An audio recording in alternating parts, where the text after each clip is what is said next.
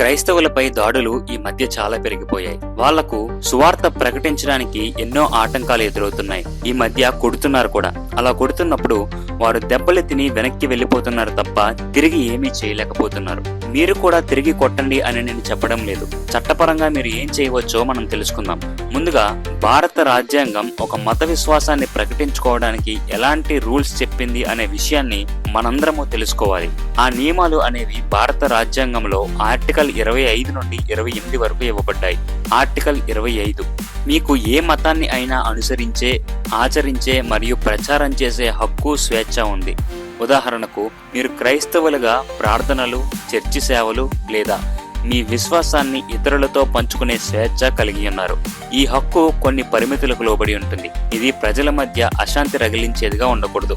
మతం పేరిట మీరు అవినీతి కార్యములు చేయకూడదు. ఒక మనిషి యొక్క ఆరోగ్యానికి ఎలాంటి ఇబ్బంది కలగకూడదు. ఆర్టికల్ 26 మీ మత సంస్థలు తమ వ్యవహారాలను నిర్వహించడానికి, ఆస్తులను కలిగి ఉండటానికి మరియు స్వచ్ఛంద సంస్థలను స్థాపించడానికి హక్కు కలిగి ఉన్నాయి. ఉదాహరణ, చర్చిలు లేదా క్రైస్తవ స్కూళ్లు వాటి నిర్వహణలో స్వతంత్రంగా ఉండవచ్చు. ఆర్టికల్ 27 రాష్ట్రము ఎటువంటి మతాన్ని ప్రోత్సహించడానికి లేదా ఒక నిర్దిష్ట మతానికి సంబంధించిన పన్నులను విధించడానికి అనుమతించబడదు.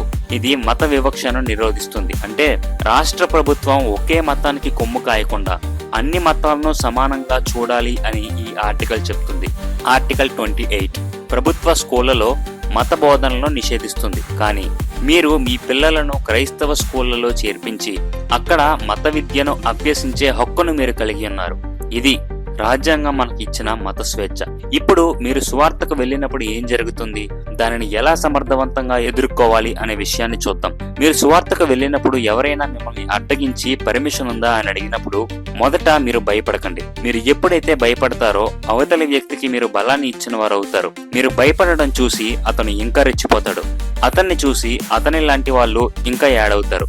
కాబట్టి మీరు భయపడకుండా మిమ్మల్ని ఎవరైనా పర్మిషన్ అడిగితే మీరు వెంటనే ఆ వ్యక్తి యొక్క ఐడెంటిటీని ప్రశ్నించండి. మమ్మల్ని పర్మిషన్ ఉందా అని అడగడానికి నీకున్న అధికారం ఏమిటి, మీరు ఎవరు, మీ ఐడెంటిటీ చూపించండి అని మీరు అడగండి. ఒకవేళ మిమ్మల్ని ప్రశ్నించిన వ్యక్తి అథారిటేటివ్ పర్సన్ అయితే అప్పుడు మీరు మీ వివరాలు తెలియచేయండి. అంతేకాని ఒక సాధారణ వ్యక్తి మిమ్మల్ని ఇబ్బంది పెట్టడానికి అడిగినప్పుడు మీరు అతనికి జవాబు చెప్పాల్సిన పని లేదు. కరపత్రం నచ్చితే తీసుకో, ఇష్టం లేకపోతే తీసుకోవద్దు. అంతేకాని గొడవ చేయొద్దు. గొడవ చేస్తే లీగల్ గా వెళ్లాల్సి వస్తుంది అని గట్టిగా జవాబు చెప్పండి.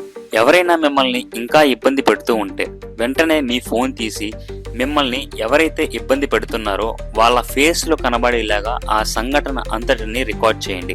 ఎంతసేపు వాళ్ళు రికార్డ్ చేస్తుంటే మీరు జవాబు చెప్పడం కాదు, వాళ్ళు గొడవ చేస్తున్నప్పుడు మీరు రికార్డ్ చేయండి. ఎందుకంటే అది ఎవిడెన్స్ గా మీకు ఉపయోగపడుతుంది.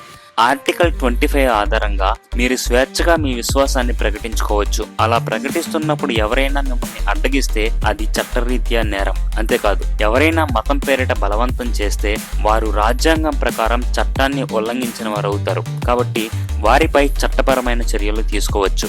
ఎవరైనా మీ మీద చేయి చేసుకుంటే వారి వివరాలను రాసుకోండి. దాడి ఎప్పుడు జరిగింది, ఎక్కడ జరిగింది, ఎవరు చేశారు, ఏ రకమైన హింస జరిగింది, శారీరక దాడి జరిగిందా, బెదిరింపు జరిగిందా, ఆస్తి నష్టం ఏమైనా జరిగిందా, అలాంటి వివరాలన్నింటినీ నోట్ చేసుకోండి.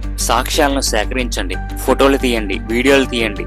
ఒకవేళ ఏదైనా వస్తువులు పాడైనట్లయితే వాటి ఫోటోలు తీయండి. ఈ మధ్యన కొంతమంది బైబిల్ చింపివేస్తున్నారు, వాటి ఫోటోలు తీయండి. సో ఆ సంఘటన జరిగినప్పుడు అక్కడున్న చుట్టుపక్కల ఉన్న ఎవరైతే సాక్షులు ఉంటారో వారి పేరు, ఫోన్ నెంబర్, అడ్రస్ సేకరించండి. సంఘటన సమయంలో ఏదైనా రికార్డింగ్స్ లేదా సీసీటీవీ ఫుటేజ్లు ఏవైనా ఉంటే సేకరించండి. వైద్య సహాయం తీసుకోండి.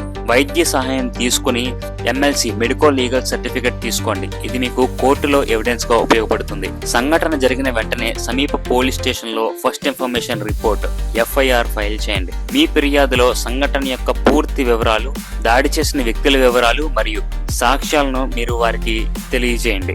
దానికి సంబంధించిన IPC సెక్షన్స్ ఏమైతే ఉన్నాయో ఆ సెక్షన్స్ ను ఉపయోగించి వారి మీద FIR ని నమోదు చేయించండి. FIR నమోదు చేసిన తర్వాత FIR కాపీ తీసుకోండి. ఇది మీకు తదుపరి చట్టమైన చర్యలకు అవసరమవుతుంది. న్యాయవాదిని సంప్రదించండి. ప్రత్యేకించి మానవ హక్కులు లేదా మత స్వేచ్ఛ సంబంధిత కేసులలో అనుభవం ఉన్నవారిని మీరు సంప్రదించండి. ఖర్చు భరించలేకపోతే డిస్ట్రిక్ట్ లీగల్ సర్వీసెస్ అథారిటీ ద్వారా ఉచిత న్యాయ సహాయం పొందవచ్చు. సంస్థల సహాయాన్ని తీసుకోండి. భారతదేశంలో క్రైస్తవులకు సహాయం చేసే సంస్థలను మీరు సంప్రదించండి. మానవ హక్కుల సంస్థలకు మీరు ఫిర్యాదు చేయండి. కోర్టులో కేసు దాఖలు చేయండి. సో మీరు ఇలా చట్టపరంగా చర్యలు తీసుకోవాలి అంటే మీరు సువార్త చేస్తున్నప్పుడు కొన్ని జాగ్రత్తలు పాటించాలి. మీరు క్రీస్తుని మాత్రమే ప్రకటించాలి. ఇతర విశ్వాసాలకు చెందిన దేవుళ్లను, దేవీ దేవతలను దూషించకూడదు. వారి పేర్లు కూడా మీరు ఎత్తకూడదు. ఈ విషయంపై మరొక వీడియో నేను చేస్తాను. మీరు సువార్త చేస్తున్నప్పుడు హెవీ సౌండ్ సిస్టమ్ యూజ్ చేస్తే దానికి మీరు ఖచ్చితంగా పర్మిషన్ తీసుకోవాలి. మీరు సువార్తకు వెళ్ళినప్పుడు గట్టిగా సమాధానం చెప్పగలిగే వ్యక్తి మీ టీంలో ఉండేలాగా చూసుకోండి. ఎవరిని బలవంత పెట్టద్దు. ఎవరి ఇంటికి మీరు వెళ్ళొద్దు. మీరు కరపత్రికను వారి ఇంటి గేటు దగ్గర పెట్టండి. ఒకవేళ వారు బయట ఉంటే వారి చేతికి ఇవ్వండి. మీరు పంచే కరపత్రికల్లో వివాదాస్పదమైన విషయాలు లేకుండా చూసుకోండి. కొన్ని ప్రదేశాల్లో మత మార్పిడి నిరోధక చట్టాలు ఉన్నాయి. అలాంటి ప్రదేశాల్లో మన విశ్వాసాన్ని ప్రకటించడానికి అవకాశం ఉండదు. కాబట్టి మీరు వెళ్లే ప్రాంతం గురించి ముందే మీరు తెలుసుకుని వెళ్ళండి. ట్రాఫిక్ కి అంతరాయం కలగకుండా చూసుకోండి. మీరు చెప్పాలి అనుకుంటున్న మెసేజ్ ను ముందుగానే ప్రిపేర్ అవ్వండి. ఎవరి మనోభావాలు దెబ్బతినకుండా, ఏ అయ్యగారిని ప్రమోట్ చేయకుండా, స్వస్థతలు, భాషలు, దెయ్యాలు ఇలాంటి విషయాల కోసం మాట్లాడకుండా కేవలము క్రీస్తుని మాత్రమే ప్రకటించండి. క్రీస్తుని మాత్రమే పైకెత్తండి. మీరు ఎప్పుడైతే ఈ జాగ్రత్తలు పాటించి సువార్తకు వెళ్తారో అప్పుడు ఈ వీడియోలలో ముందు చెప్పిన చట్టపరమైన చర్యలు తీసుకోవడానికి అర్హులు అవుతారు. ఈ వీడియో ద్వారా క్రైస్తవ పెద్దలకు నేను ఒక విషయాన్ని చెప్పాలి అని అనుకుంటున్నాను. మీ పని బైబిల్ నేర్పించడం వరకు, సలహాలను ఇవ్వడం వరకు మాత్రమే పరిమితం అయిపోతుంది అని నాకు అనిపిస్తుంది. ఎవరైతే దేవుని వాక్యాన్ని ఇతరులకు నేర్పించాలి అనే భావం కలిగి ఉంటారో వారు ఇలాంటి విషయాల్లో కూడా సహాయం చేయడానికి ఒక మంచి టీం ని ఏర్పాటు చేయాలి. క్రైస్తవులందరి పక్షాన ఒక వాయిస్ గా మీరు ఉండాలి. ఈ మధ్య కొంతమంది కమిటీల పేరిట మేము క్రైస్తవులకు అండగా ఉంటాము అని డబ్బులు అడుక్కుంటున్నారు. వారు ఇప్పటి వరకు క్రైస్తవ్యానికి చేసింది ఏమీ లేదు, మత సామరస్యాన్ని దెబ్బతీయడం తప్ప. కాబట్టి క్రైస్తవులందరినీ సన్మార్గంలో నడిపించాలి అని భావించే ప్రతి క్రైస్తవ నాయకుడు కూడా ఇలాంటి విషయాల్లో క్రైస్తవులకు సహకరించాలి.